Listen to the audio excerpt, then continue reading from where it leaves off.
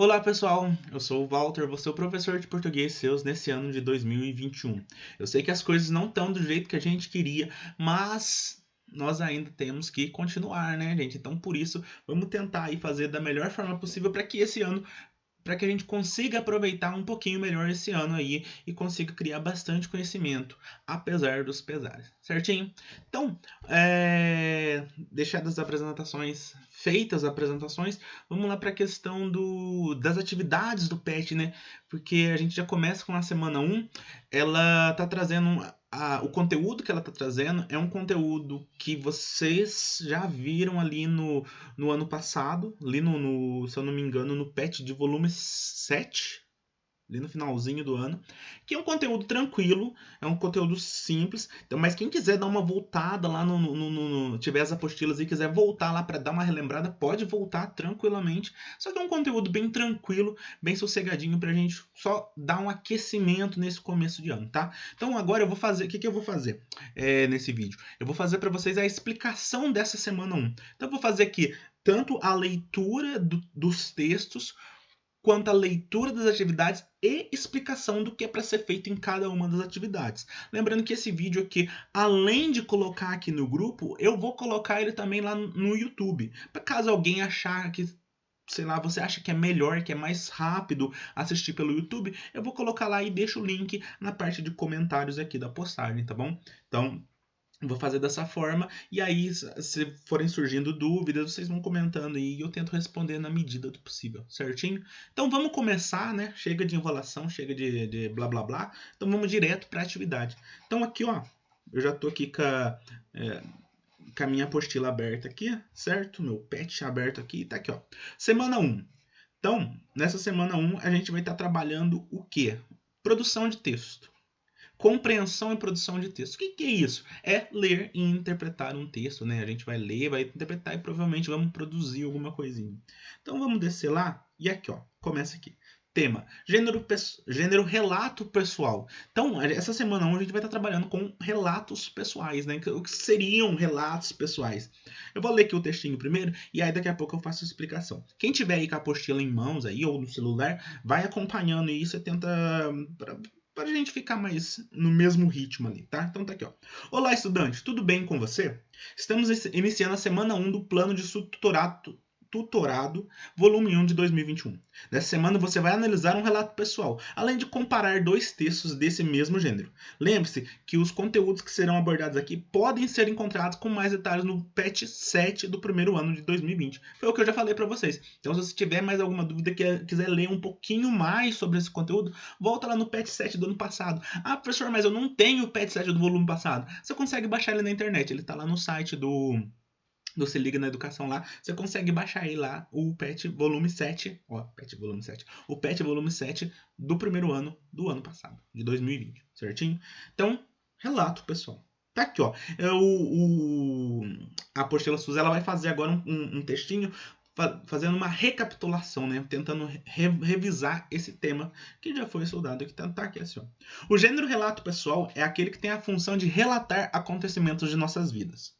Esse gênero é narrativo, portanto há nele a presença de elementos da narrativa. É importante lembrar que o texto deve contar algo da vida do autor. Assim, o narrador normalmente é do tipo narrador-personagem, já que ele faz parte da história. Esse gênero, que pode ser oral ou escrito, é vinculado por diversos suportes, como revistas, jornais, telefone, redes sociais, livros, entre outros. Então, só pegando aqui, vamos lá ver. Então, gênero, relato pessoal. Olha o nome, ó, pessoal. Então, o que é? O que significa isso? Que é uma história, uma situação, um relato que a pessoa está contando sobre ela. Um relato dela, da vida dela que ela viveu. Por isso mesmo que ele fala aqui, ó. É um gênero narrativo, então você vai relatar, você vai contar o que aconteceu com detalhes, quem fez o que, como estava o dia, o que tinha, qual a situação que foi, se o carro era azul, se o carro era verde, quantas rodas tinha, etc. E lembrar que deve ser algo da vida do autor. Então, quem narra, quem conta a história é quem viveu, né? Se ele viveu, então ele é o narrador e ao mesmo tempo o personagem dessa história, desse relato pessoal, certo? E aí fala que é onde ele pode ser vinculado, né? Onde que você vai encontrar esse tipo de relato. E esses são nos mais diversos meios possíveis. Então você tem em revistas, você vai ter em jornais, através de mensagens ali no telefone, nas redes sociais. Nas redes sociais a gente tem muito relato pessoal. É até engraçado falar, porque às vezes a gente não pensa no negócio como se fosse um texto, mas ele é um texto, né? Às vezes, vamos lá, aconteceu com alguma coisa com você estava andando na rua e de repente você viu um assalto, e aí você chega no Facebook, no grupo lá de Itajubá Notícia e digita lá o que você viu. Isso é um relato pessoal. Você está relatando uma experiência que você viveu. Então isso é um relato pessoal, tá? E aí pode aparecer em livros e outros lugares, tá? Aí continuando o texto aqui. É comum ainda que os relatos pessoais tenham um tema. Por exemplo, eles podem falar sobre férias, passeios que amei, que odiei, festa de aniversário, entre os outros tantos temas. O tema do relato pessoal quer dizer sobre qual assunto relativo à vida do autor ele está tratando. Então, o tema do relato vai depender ali do que ele viveu, o que ele está contando para a gente, o que ele está contando para as pessoas. E aqui ele ainda coloca aqui algumas características desse relato pessoal, né? Tá aqui, ó, assim, ó. Existem algumas características do relato pessoal que devem ser relembradas. Então, daqui ele destacou o textinho que para nós está destacando as principais. Então, vamos ver quais são. O verbo empregado predominantemente em primeira pessoa. O que é o primeira pessoa? Vocês voltar lá nos sujeitos lá, né? Eu, tu, ele, nós, vós, eles, deles, né? Então, o primeira pessoa é o eu e o nós. Por que os verbos estão sempre em primeira pessoa? Porque sou eu que estou contando a nossa história, entendeu? Então, todos os verbos vão estar sempre concordando com o eu e com o nós.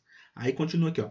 Há a presença de adjetivações e descrições. O que é isso?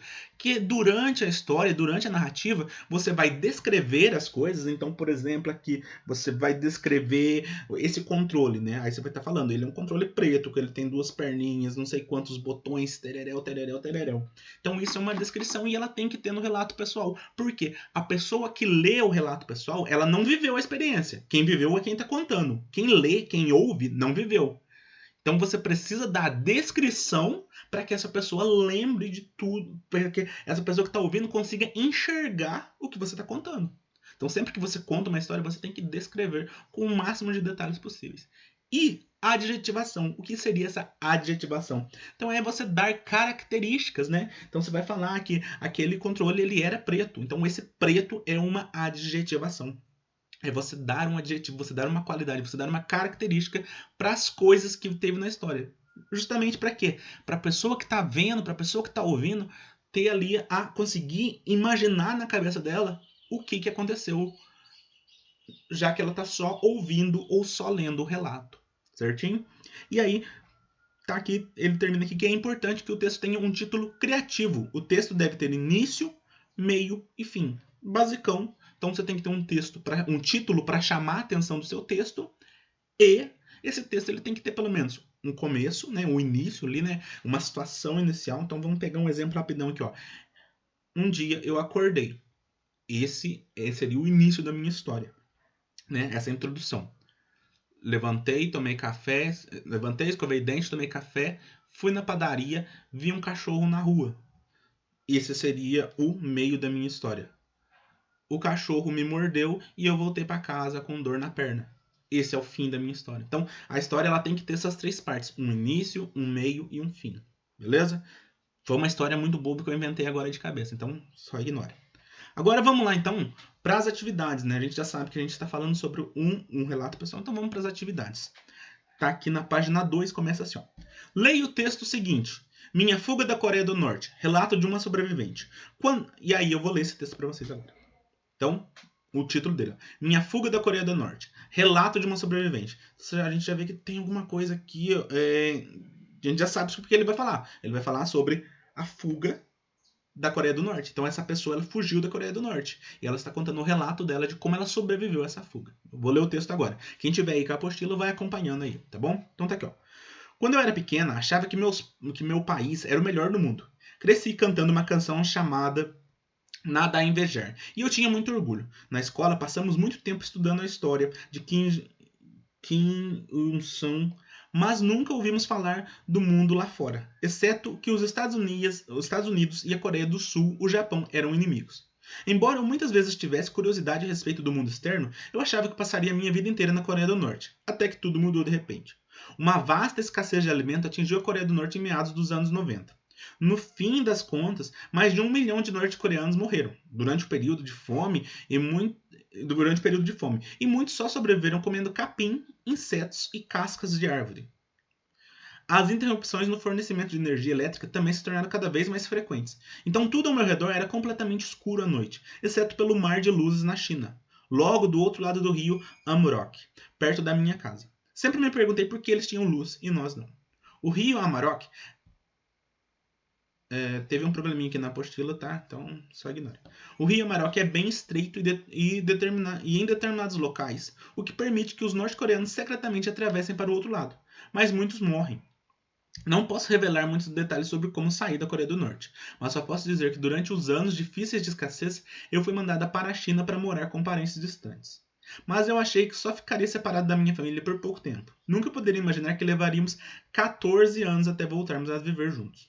Na China era difícil viver sendo uma jovem garota sem minha família. Eu não fazia ideia de como seria a vida como refugiada norte-coreana, mas logo descobri que isso não é apenas extremamente difícil, é também muito perigoso, já que refugiados norte-coreanos são considerados na China como imigrantes ilegais. Por isso, eu vivia constantemente com medo de que a minha identidade fosse descoberta e de que eu fosse repatriada e tivesse um destino terrível de volta à Coreia do Norte.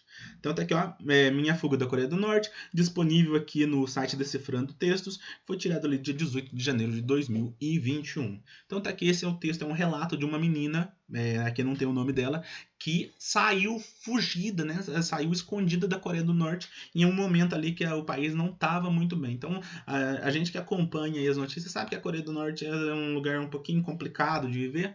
E você vê que essa menina ela precisou fugir do país dela para conseguir ter uma vida boa. E talvez só por isso que ela tenha escrito esse texto agora, né? Talvez se ela tivesse ficado lá, ela não teria sobrevivido para fazer esse relato, pessoal.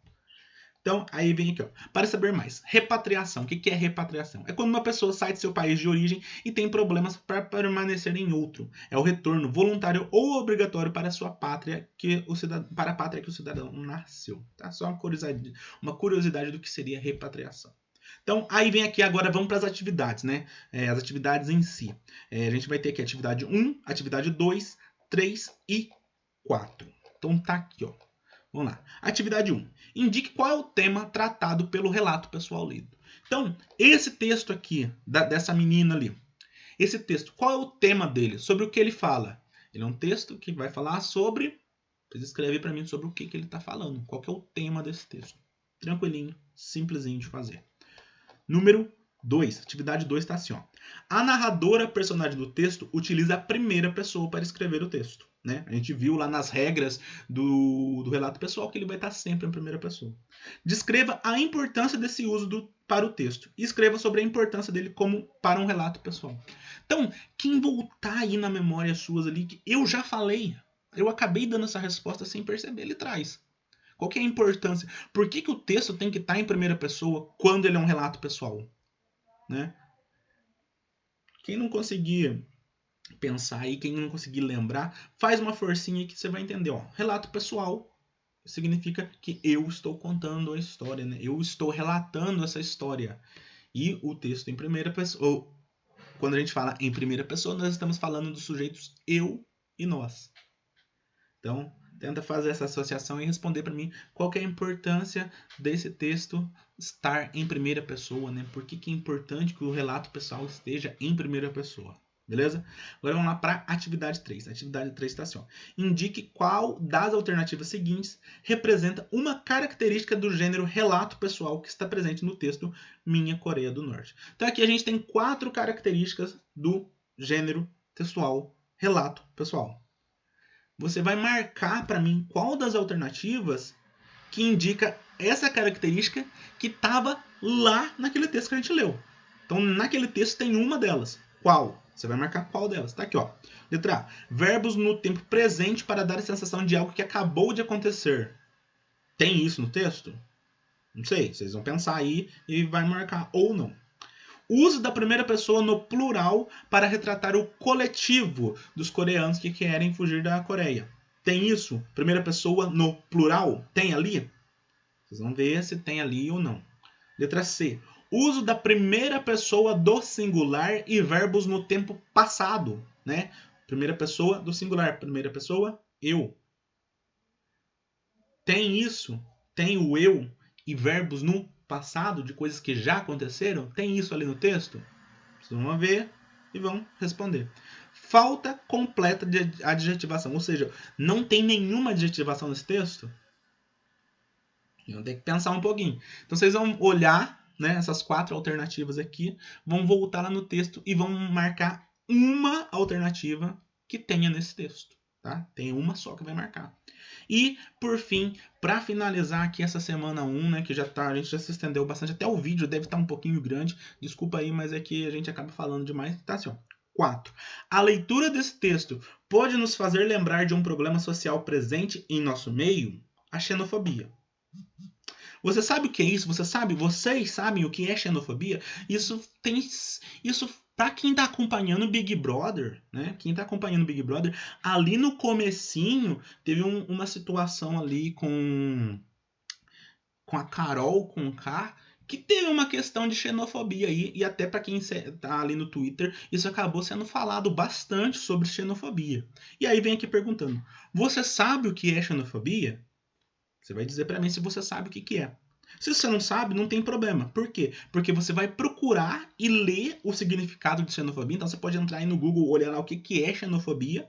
E depois que você procurar, depois que você entendeu o que é xenofobia, vocês vão escrever aqui para mim, ó, nesse espacinho aqui mesmo. Né? Vocês vão escrever aqui para mim, pode ser esse tamanho de espaço aqui, não precisa ser nada muito grande, não. Um pequeno parágrafo dando ideias do que a gente pode fazer para acabar com a xenofobia. Então, primeiro vocês vão descobrir o que é xenofobia e depois vocês vão falar para a gente algumas ideias de como a gente pode tentar acabar com esse negócio de xenofobia, tá? Então, vocês vão dar uma pesquisadinha aí e escrever. Feito isso, acabou a primeira semana. Então, é só isso. É uma semaninha tranquila, uma semaninha simples de fazer. Aí aqui termina aqui com as referências. Tal. Só para encerrar. Esse vídeo ele vai ficar ali no Facebook, mas também vou colocar ele no YouTube. E ali no YouTube eu vou colocar ele separado em categorias. Então, por exemplo, se você quiser ir direto para a atividade 4, você vai direto para a atividade 4. Vai ter ali o linkzinho para você ir direto para ela, tá? Então, qualquer dúvida, estamos aí. Perguntem, não tenham medo de perguntar, não tenham vergonha, pode mandar aí.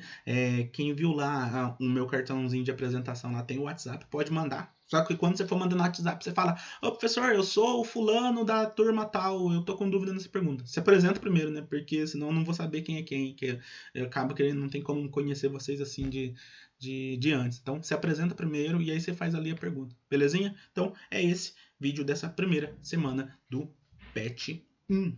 Certinho? Falou. Até o próximo.